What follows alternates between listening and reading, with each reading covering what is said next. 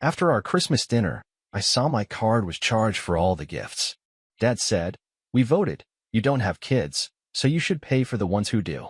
Shaking, I grabbed my phone and said to him, "Then you'll love what comes next." He laughed. Next day, my phone exploded with 53 missed calls. Cousins were screaming, Mom was begging, and Dad was begging me to stop. But then "You've got to be kidding me," I said, my hand frozen midair, holding my fork. I just checked my phone under the table. At first, I thought it was some glitch, $3,642 charged to my credit card that morning. But then I saw the breakdown. Department stores, toy chains, online gift shops. All the presents. Every single one of them. Who did this? I asked quietly, my voice cutting through the background noise of crinkling wrapping paper and half-hearted Christmas carols on the speaker. Dad looked up from his wine glass, too casually, like I just asked if the turkey was dry. "We voted," he said with a straight face. "You don't have kids, so you should pay for the ones who do." I blinked.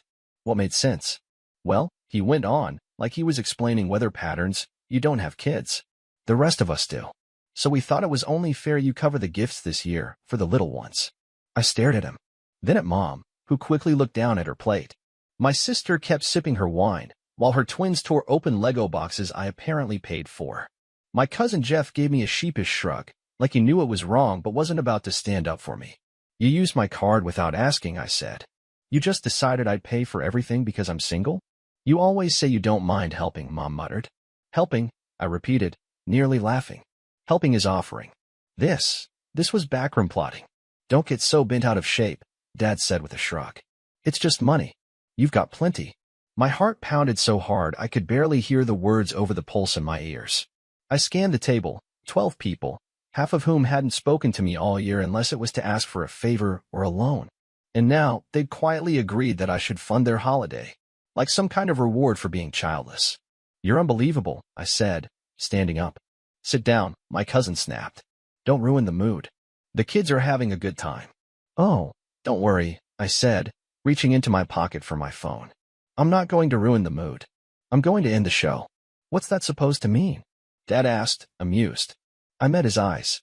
"It means you're going to love what comes next." He actually laughed. Laughed like I was bluffing. Like I was too spineless to finally do what I should have done years ago. He didn't laugh the next day. Because the next day, my phone blew up. 53 missed calls, cousins screaming, Mom begging, Dad actually begging me to stop. But by then, I'd already hit send. And there was no turning back. You don't wake up one day and realize your family sees you as a wallet. No. It happened slowly. Quietly. Like a leak under the floorboards, you only notice the rot when the whole thing caves in. It started years ago, after college. I got a job in tech. Nothing insane, just steady work, health insurance, and a paycheck that didn't bounce. My sister got pregnant at 23 and moved back home. My cousin Jason dropped out of grad school and started figuring things out for 7 years straight. My parents said it was just a rough patch for everyone. And me? I was the one who had it together. That's what they always said. "You're doing well, you don't need much," my mom used to remind me with a soft, patronizing smile. "You're lucky. You should share that luck," my aunt once said while accepting a rent check from me for her son. At first, it was small. School supplies for the kids. Gas money for someone's job interview. Chipping in for a group birthday gift I never agreed to. But then it became constant. When my brother Dan lost his job, I paid his rent for 6 months. When my cousin Sarah wanted to launch her small business, I covered her Shopify fees and bought her entire first inventory batch. She sold 2 items and never mentioned it again. When Uncle Greg had a health scare and no insurance, guess who footed the bill? Yep. I didn't complain. Not at first. I kept telling myself, this is what families do. But here's the thing. Families don't hand you the knife and thank you for the bleeding. They bled me dry. And I let them. The worst part? They acted like they were doing me a favor. You get to feel good about helping. Your name's on the group card. That's special. Don't be so uptight. We're family. No one ever said thank you. Not once. It wasn't just about money. It was time, energy, attention, emotional bandwidth. I was the default babysitter, the emergency contact, the someone needs to help guy. When I had the flu one Christmas Eve, I texted my mom to say I couldn't make it. She replied, "Okay, but can you still send the gifts? The kids are counting on you." I remember sitting on my bathroom floor, wrapped in a blanket, dizzy with fever, and thinking, why do they only remember I exist when there's a bill attached to me? But the moment it truly clicked, the moment that started the chain reaction, 3 months before that Christmas dinner, I had taken my niece to a bookstore and let her pick out whatever she wanted. $1.50 later, she had art supplies, hardcovers, and a giant stuffed sloth she named Slumpy. She was thrilled. I was happy too. Until I dropped her off. "Where's Slumpy from?" my sister asked. I smiled. "I let her pick it out today." My sister frowned. "You're spoiling her. You think you're the fun uncle just because you have money." I blinked. "What?" "Honestly," she scoffed. "Maybe spend less on toys and more on a personality." It hit me so hard I almost laughed. I just spent my weekend with her kid, time I could have spent resting, dating, living, and instead of thanks, I got mocked. Like being helpful made me pathetic. That was when the mask slipped. Not hers, mine. I saw them for what they were. Takers dressed like loved ones. Experts in guilt. They never respected me. They barely liked me. I wasn't family, I was a funding source. And then came December.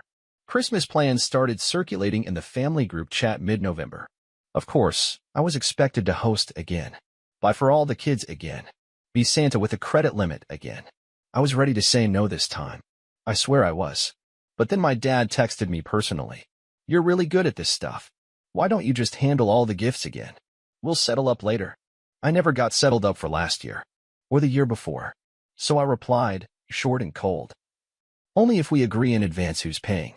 He left me on read. And then didn't reply for 3 weeks. I thought maybe they'd gotten the message. I was wrong. Because they used my backup card instead. A card I gave my mom years ago, just in case. She still had the number. And apparently she'd shared it, because the statement showed purchases from 5 different stores, none of which were in her area. She bought nothing. They had bought everything. And when I brought it up at dinner, they laughed. They laughed. Dad's exact words? "We voted. You don't have kids, so you should pay for the ones who do." Like it was fair. Like this was democracy. Like I didn't have the right to say no. At that moment, I realized they really believed it. They thought I existed to ease their burden. That being child-free meant I owed a tax to the ones who had real families. That my life, my peace, my time, my finances were optional compared to theirs. And when I stood up, when I said they'd love what came next, they didn't flinch.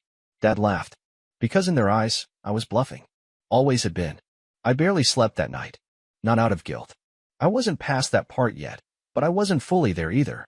I was wide awake, lying in bed and replaying every insult, every unspoken expectation, every time they made me feel less than for not having what they had.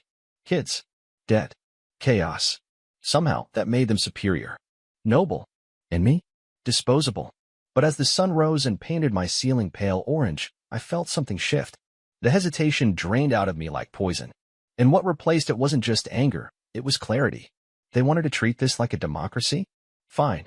Let's talk about democracy. So I opened my laptop. And I typed. Subject line, holiday contribution changes. Body. Effective immediately, I'm stepping away from all financial support related to our extended family. That includes Christmas gifts, birthday gifts for minors or adults, school tuition contributions, mortgage bridges, emergency Venmos, bailouts for unexpected vet bills, car repairs, or Disney Plus subscriptions. If you've already spent money using my cards, expect a chargeback. If you've saved my information or shared it without my consent, expect legal contact. You voted. I'm voting back. Merry Christmas. The childless one. And then I hit send to everyone. Every name in that group chat. My parents. My sister. All 6 cousins. My aunt who still thinks I owe her for that one time she babysat me when I was 4. And then I shut off my phone. It took them exactly 7 hours and 16 minutes to break. When I turned my phone back on, it exploded like a grenade in my hand. 53 missed calls. Dozens of texts. Voicemails from sobbing relatives. Cousins threatening to sue me for emotional damage. A message from my mom that started with, "I'm heartbroken," and ended with, "This is beyond disappointing." And Dad? Dad called me 12 times. His last voicemail was just one sentence. "Please, for the love of God, don't do this." But it was already done. Because by the time they realized what I meant by chargeback, I'd already spoken to my bank. The fraud claim had been approved. Over $3,600 in unauthorized spending was now flagged. Those Barbie dream houses and Nerf sniper rifles? On hold. The Christmas iPads and boxes? Returned. And the cherry on top? I froze the emergency card. So when my cousin Sarah tried to use it for a hotel reservation later that night, declined. Twice. The fallout was nuclear. The next day, I got a call from my uncle, one of the few who never asked me for money, but also never said anything when the rest of them did. His voice was low and ashamed. Your mom's in tears. She says you ruined Christmas. I didn't flinch. No, I said, they ruined it when they made it a transaction. They were just overwhelmed. No, I cut in. They were entitled. There's a difference. He was quiet. Then, you really charging them all back? I already did. He sighed. Well, I can't say they didn't have it coming. Then he hung up. That was the last civil message I got for days. The real showdown came 3 days later. I came home from work to find them waiting on my porch. Mom, Dad, and my sister Rachel, with her arms crossed and face twisted like she was chewing battery acid. Can we talk? Mom asked, her voice already shaking. I opened the door. Say what you came to say. We didn't mean for it to happen like that, she said quickly. We just thought. What? That I'd shut up and foot the bill again? That I'd smile and say, sure, rob me blind, but let's do it with eggnog. Dad tried to step in. Son, let's not turn this into some kind of war. We're family. I laughed. Loud. You declared war the second you used my card without asking and called it voting. That didn't feel like family. It felt like betrayal. Rachel rolled her eyes. Oh my God, are you still on about that? You're acting like we drained your entire savings. I paid for your car last summer. I shouted. Because you couldn't commute with a cracked windshield. You said you'd pay me back. She snorted. You make 6 figures, you'll survive. And that right there, I said, stepping closer, is why this ends now. You all treat me like I'm just a wallet that occasionally shows up with a casserole. My mom's eyes filled with tears. We were just trying to give the kids a good Christmas. So steal from me? Dad stepped forward. Enough. This has gone too far. You need to fix this. Undo the chargebacks. Right now. I stared at him and said nothing. So he tried a different angle. Think about how this looks, he said darkly. What do you want people to say? That you betrayed your family over a few toys? I didn't even blink. No, I said. I want people to say that I finally grew a spine. And then I said the one sentence that made my mom gasp, Rachel scream, and my dad go completely white in the face. I'm done with all of you. I've already blocked your numbers. And as of this weekend, I'm moving to another state. Alone. The silence was glorious. I opened my front door. Now get off my porch. The first 48 hours after that confrontation were dead silent. And honestly, it was beautiful. No phone calls. No passive-aggressive texts. No guilt bombs disguised as family check-ins. For the first time in years, I could actually breathe. I sat on my floor with a cup of coffee and a Spotify playlist, realizing I wasn't carrying anyone else's weight. No one was waiting for me to pay a bill, fix a disaster, or save the day. It was peace. But I knew my family. They don't just let go when they lose their favorite donor. By day 3, they started crawling back, in the only language they knew. Manipulation. Maybe we should talk like adults? Your mom's been sick with stress. You happy now? The kids are asking why Uncle Ghost doesn't call anymore. I saw the messages. I didn't reply, because I knew none of them missed me. They missed what I provided. But then came something I never expected. A message from my cousin. Jason, I screwed up. Can we talk? I didn't answer. An hour later, he was standing at my front door. And he looked different. Not the usual half-asleep, hoodie-wearing, sarcasm-soaked version of him. He was cleaned up, hair brushed, a blazer, even a watch. He looked like he was playing the role of functional brother. I enrolled in online courses, he said. Marketing. I've started working with a friend. Trying to get it together. For real. I stayed silent. I was jealous of you, he said after a long pause. That's why I lashed out. You had your life. No chaos. No kids. No constant noise. And I hated that. I tilted my head. You here for money? No, he said quickly. I came to say I'm not your shadow anymore. For a second, I actually believed him. He left. 30 minutes later, I got an alert from my bank. Someone was trying to reset access to my online account. Guess who? Jason. He hadn't changed. He was acting. He came not to apologize. He came to see if I still believed their tears. I locked down every password. Froze the backup card. Alerted my bank again. That was the last time anyone from my family got near my life. And then came freedom. I ended my lease. Accepted a job in another state. Higher pay. New apartment. No relatives within a 400-mile radius.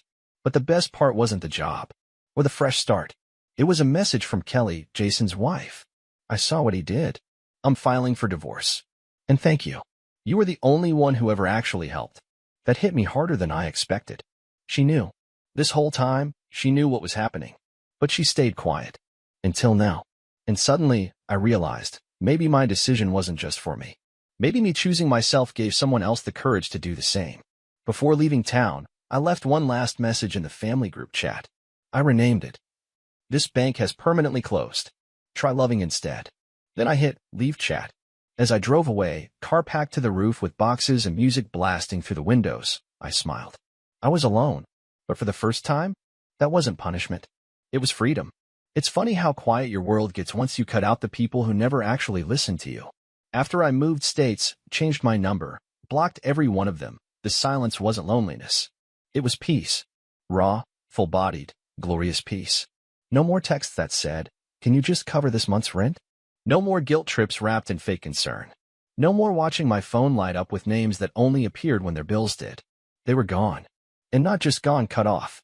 For the first time in my adult life, I wasn't financially attached to anyone else's survival. And for the first time in my adult life, I was surviving on my own terms. I found a new apartment. Nothing fancy. But it was mine. My rules. My budget. My fridge filled only with things I liked. The first night I slept there, I left my phone on Do Not Disturb, not because I expected a call, but because I finally knew there wouldn't be one. And let me tell you, there's a kind of healing that happens in silence. In not having to explain yourself. In not having to defend your boundaries. In not constantly wondering, am I being too harsh? No, you're not being harsh. You're being free. They tried, of course. New numbers. Blocked contact, voicemails.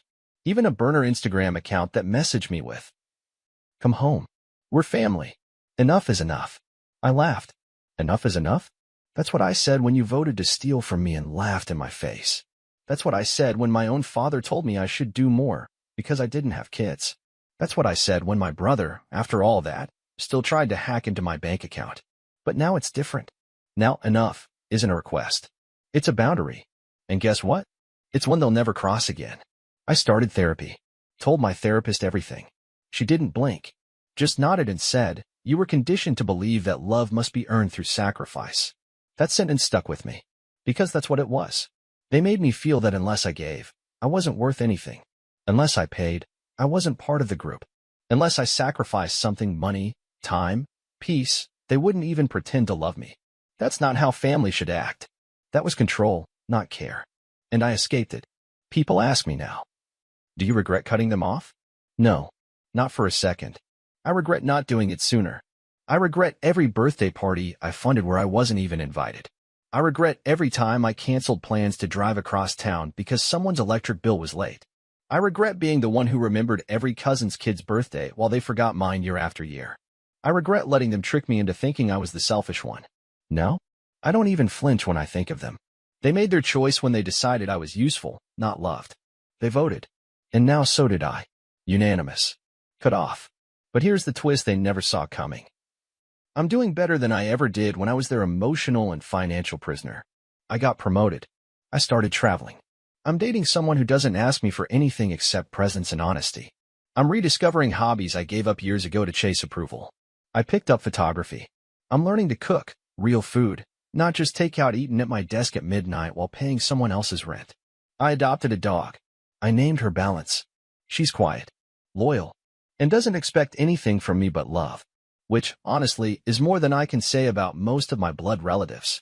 And just when I thought the story was over, I got a text from a number I didn't recognize. It just said, "He's out. We're getting divorced. I wanted you to know." It was Kelly, Jason's now ex-wife. She finally left him. Apparently, my brother's little transformation had an expiration date.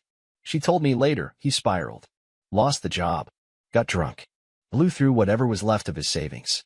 She found out he was still trying to use my old bank info, even after getting caught. "You were the only one who ever saw it clearly," she said. "I didn't believe you before. I do now." And that's when it really hit me. This wasn't just about cutting them off. It was about refusing to carry their delusion anymore. Sometimes when you walk away, you don't just save yourself. You shine a light for someone else to finally see the truth. I didn't lose a family. I freed myself from a scam. So when people ask, what happened with your family? I smile. And I say, I used to be the one who paid for Christmas. Now I'm the one who saved myself from it. And I wouldn't trade that freedom for anything.